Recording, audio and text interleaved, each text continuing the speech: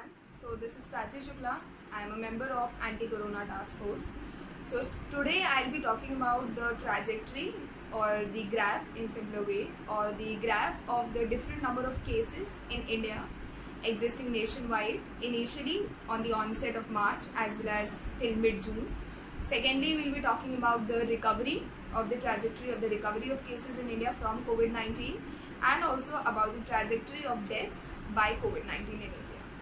So let's have a look. So first of all, we'll study the trajectory of cases initially in India as well as presently in India. So here initially talking about the onset of March. Here on x-axis I have denoted the number of days in which the cases were doubling, and on y-axis I have denoted the number of cases. So here initially I have taken the number of cases to be x, and the cases which were doubling in India initially were in 4 days. So for example, if today I have x cases in India, then after 4 days I have 2x cases, then after 8 days I have 4x cases, then after 12 days I have 6x cases. So herein I have made a trajectory where the points which we have are 0, x, 4, 2x, and 8, 4x, and 12, 6x, which is number of cases, number of days. This was the initial path, initial graph, initial slope which we have made. Now comparing it to the presently number of cases and its trajectory till mid-June, precisely to be till 14th June, it is that again on x-axis I have denoted number of days in which the cases were doubling, and on y-axis it is the number of cases. So here we see that again the number of cases initially which we have taken is x, and the number of cases in which the number of days in which the cases were doubling is 10 days. So which means that if today I have x cases, then after 10 days I have 2x cases, after 20 days I have 4x cases, and after 30 days I have 6x cases.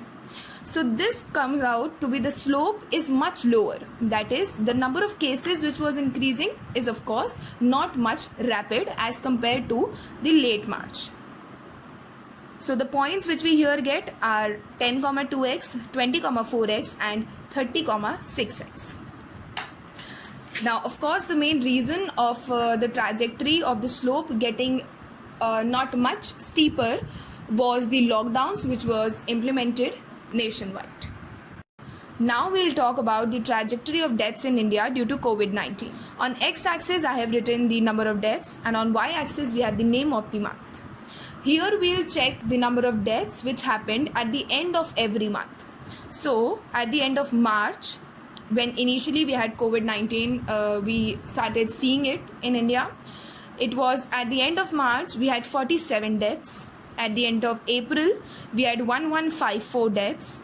At the end of May we have 5407 deaths, and at the end of 13th June we had 9199 deaths.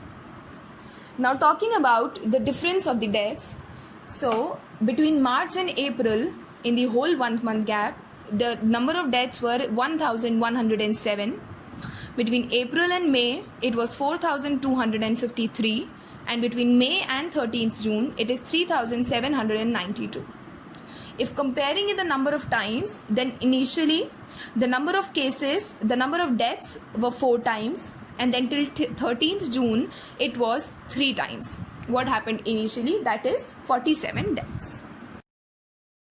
Now at the end we'll be talking about the trajectory of recovery in India from COVID-19. So on x-axis I have labeled the number of recoveries, and on y-axis the name of the month. Again here also we'll be talking about the number of recoveries which happened all over across India at the end of each month. So at the end of March we had 160 recoveries. At the end of April we had 9059 recoveries.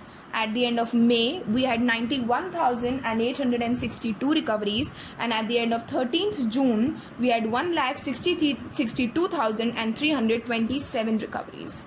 So this calls for a large number, for a more number of recovery, which is a good news for us. So if talking about the number of times, then it was initially we had the recoveries increased by 9 times. Now the difference calls for between March and April, the difference of the recoveries was 8,899. Between April and May, it was 82,803, and between May and 13th June, it is 70,465.